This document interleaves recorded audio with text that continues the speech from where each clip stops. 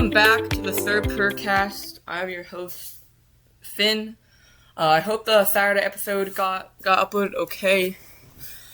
And I did not realize I needed to do one for Sunday and Monday, but so I apologize. I missed the 2 days. I was sick, which just unpredictable. Sore throat, so it's hard to talk and have a sore throat. So, but we are back. Super excited to be back. A lot of stuff went down, so really hyped. So let's get into it.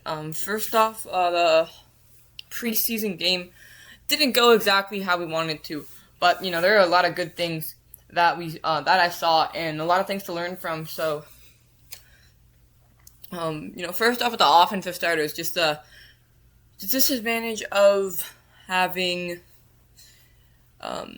two backup guards against a really good defensive line that the Bills have. And that's it's not to be an excuse. Obviously, it puts us at a loss for sure, but we gotta do better. There's a lot of stuffed runs that accounted for that. And just as an offensive line group, I know Luke Fortner said they gotta have good chemistry with everyone, whether it's second team, third team, or first team. And it couldn't get done today, but a lot of stuff to put on film. Really disappointed about the offensive performance as a whole. I think Bryce played fine. I don't really atone any of this to him necessarily. Obviously, there were some plays he could have made, but I think overall, not much you could do in his position. He made all the easy throws, taking what the defense was giving him, not trying to force anything. He took a sack, which you never want to see him get hit in preseason, but, I don't think a quality he gets enough respect for is his durability, especially at his size. Doesn't get injured in taking the big hits that maybe you would expect. He gets injured just as much as any quarterback. He had the ankle injury, so his size really does not show his durability at all. Really tough player, someone you want to follow into battle. I thought Jonathan Brooks again had a really nice 9-yard catch from Bryce. Had a really good 6 or 5 yard run. I think it was 6. But again, just the offensive line, a lot of just inferior running that he could. He was hit behind the line. So I don't really attest to anything that. So just overall, I think it's a rough day. I think a lot of people in the Panthers said it came down to that line, and I didn't really support. But again, this is why there is preseason. Very, not a single player on that offensive line was either a starter or played next year. In fact, the only player who would be a starter if there wasn't injuries was Luke Fortner, and this is his first year with the team. So it's super new offensive line. It's going to take some getting used to, because Damian Lewis and Robert Hunt were out, again, with, Taylor Moton, Ikem Ekwonu, more long-term injuries. But there have been some talks of Ikem returning, so we'll see. I know Taylor Moton, he's still got all of his distance. I wish everyone with recovery. Will Lee, hamstring, not too much. But, Derek Brown, Damian Lewis, Robert Hunt, they're all fine. They look to get back. So just a couple injury updates there. But with the positive, I think our pass rush looks really good. I'm super excited about that. Jalen Phillips with a sack. Princely Mamiellan look great. Those two, I'm so excited. I'm super hyped. Our pass rush looks electric. We had some great sacks, especially compared to the last game. We still had 2, which I think it's passable, but it's definitely not ideal. I think, you get to the 1 to 0 range. That's really not what you want. But, our pass rush looked great, especially just having Jalen Phillips get in there. Really, really awesome. Devin Lloyd made some nice plays. He wasn't in there for very long. The rest of the defense wasn't. But, one thing I noticed, there's definitely some holes in the secondary for sure. Just, leaving some players wide open. Which, again, it's film. It'll be fixed. Or it'll be addressed for sure. And, obviously the Bills, very good football team. We just, got the short end of the stick. Jasim Reed continuing to make plays. He did an amazing job this game. John Mechie with the other touchdown. Kenny Pickett had a really good game. He did everything he needed to do. But again, just couldn't really score points. The offense is going to get a lot of the starting offense. They're going to get playing time in Jacksonville. They're going to get playing time in the joint practice on Wednesday. Same with the defense. So I'm excited for that. I'm definitely going to be watching that for sure. So keep that in mind. The Panthers are going to be playing the Jaguars in preseason, but they're also going to have a joint practice with them on Wednesday. So that's just one day from now. Super excited for that. Just see what we can do. And so yesterday, training camp wise, it was 117 degrees outside. That's really hot. That's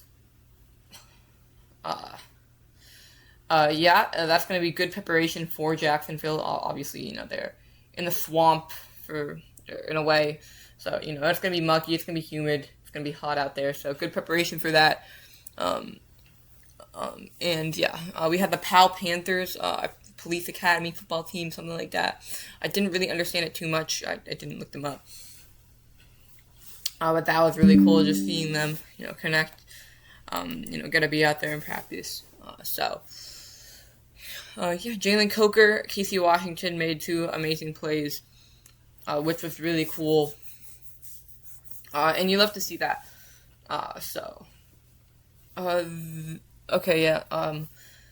Darren Waller, he officially signed with the Panthers. He was there on Monday working out. He's not expected to play in the joint practice or preseason game. But hopefully he can be ready by week 1. That's a really good weapon to have in that room. And, I'm super excited for what he's going to bring to this team.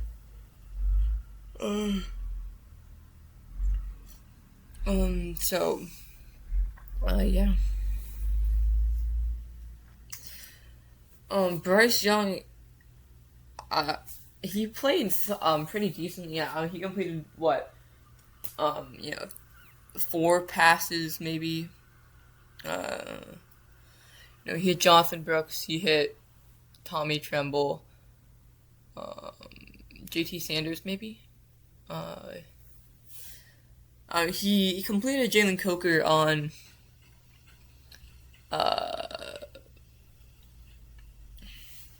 for a first down, which was a screen pass, but it was a penalty, which was one thing I wanted to talk about. The penalties, they were pretty devastating. We had a sack, which again, it's a tone to the pass rush, which was good. It would have been a sack. The face mask was not needed. I think, we still would have got there. So, again, still really good on our part. It's a really good sign. Just got to clean up a little bit on the penalty side. But the pass rush was amazing. Super hyped for that. Come week 1. It's going to be exciting. What else has there been? Just trying to catch up on everything before I get into the new stuff. So let me check, because I don't remember.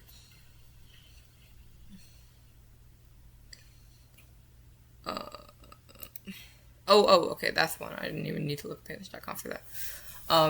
Just the position battle with Trevin Wallace and Claudine Shirley's. It's pretty neck and neck. Both of them are great players. Like I said, I'm not going to be disappointed.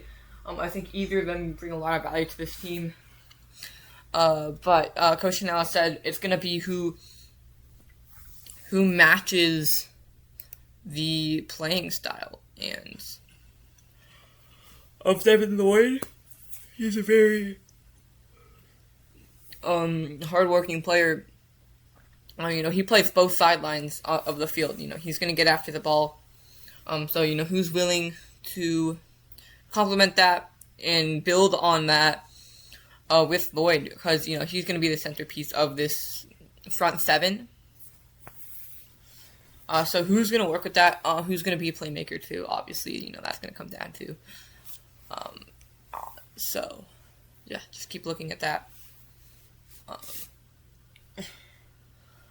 One thing, I think, we're going to have, for the joint practice tomorrow, we're going to have Damian Lewis, Robert Hunt back, assuming nothing bad happens, nothing unfortunate happens, just to see how that's going to look. Jacksonville, they're a very good team.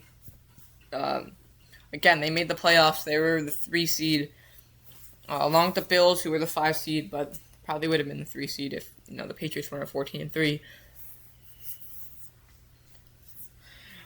So would that mean the Jaguars? No, they were a 6 seed. Oh, the Texans were the 5 seed. Oh yeah, because they lost the second. Okay, well, they would have been okay. Well, whatever, doesn't matter. Wait, who is? Oh, the Jaguars. But yeah, great team. But again, we should see, what this offense can do with its starters on the field. I think, the offensive line, just improvements in general. But again, like I said, no one on that offensive line was either here last year or a starter. So, still adjusting. And that's going to come with time. Hopefully, we'll be ready by week 1. I know, but, it's going to take some adjusting for sure. Which, again, I think I didn't really see that. I didn't really realize that until now. But, just like I said, it'll be, it'll be a well-oiled machine by week 1. I'm excited to have Robert Hunt, Damian Lewis back. I think it'll be good. This group, I think the offensive line, great year last year. Even with the injury to Robert Hunt, we're going to have Ekwonu out for, I think, some time. Moten out for some time. But, we had Hunt out. We have really capable, great players, Rasheed Walker. He's going to challenge Ekwonu too. Even with, it was a 1-year deal, he could very easily be re-signed, depending on how his production goes this year. So again, just going to give Ekwonu some competition when he gets back, for sure, if he can do well, which I have belief that he can for sure. Freeling, again, he's going to give Ekwonu competition. Again, Taylor Moton, he's drafted in 2017. He's one of the older players on the team. So he could also just be a replacement for that. But either way, a young player like Freeling, he's going to get a lot of wisdom from that right side. From Moton, especially while he's injured. Because, that's really the only thing you can't, put his focus on, getting on the field. So, he's going to have a lot more attention to give, knowledge to the Freeling, which is really good for his development.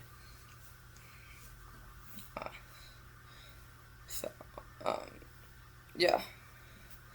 During the game, DJ Moore kind of dicing us up. I kind of want to just pay ode to that. He did a little taunt on one of the plays, which, not the happiest, especially just with him being a former Panther. I'm not sure how things ended. Obviously, I'm sure the trade was unexpected. And I wasn't even a big fan of letting him go. Obviously we got Bryce Young out of it, so it was a positive, but I wasn't a fan of it. He was a really good player. And seeing him taunt, it kind of hurt a little bit. Not because of the play it was, just because he was a really good player for us. He had some really memorable plays and crazy plays. That I'm never gonna forget. And probably one of the best plays in Panthers history with that touchdown from PJ Walker. And it probably would have been the best. Maybe Steve Smith's play. Yeah, we kind of got to give it to that. But I would say regular season maybe would have been the best regular season play. Had we won the game, had Eddie Pinheiro made one of the 2 field goals. But again, can't ask for too much. It still would have been a great play. It kind of hurt. But again, we got to do a better job just getting down the field. We had a lot of blown coverages, especially in those medium-sized gaps for big chunk plays. They were dicing us up in the first drive. But the red zone defense was really good. Gotta give tribute to that. We stopped them on their first attempt, which you love to see. That's kind of the defense we play. That bend don't break. So, really exciting. I want to see more turnovers created by the defense. Get after the ball a bit more, but I think it's good. We gotta do better on both sides. But I think the points came down to maybe the offensive side a bit more. I think whenever your defense should be expected to allow 3 touchdowns, maybe a field goal a game, and I would say that's pretty average. Your offense ideally should be scoring 3 touchdowns, 2 field goals, 4 touchdowns. I think over 27 points. You should be expected to win the game, just based on your defense. And I think, under, I would say 20 points your defense allows, you often should be expected to get more than that. So it comes down to that. Obviously, both sides did not hold up to that end, which is opinion based by me. But the defense came relatively closer. So,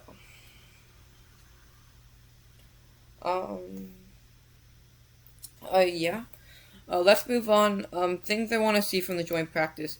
I don't know when I'm doing my podcast tomorrow. So we'll see about that. But I want to see the offense make some splash plays. We didn't have that in the preseason game, which it was disappointing. I was disappointed. But I want to see that be changed. Just because I know we have the players, we have some really good playmakers on this team, especially on this offense. And so I just want to see that being built. I want to see Excel, obviously. He had 1 attempt. It wasn't the best throw. He wasn't exactly open. It was more of desperation, but again,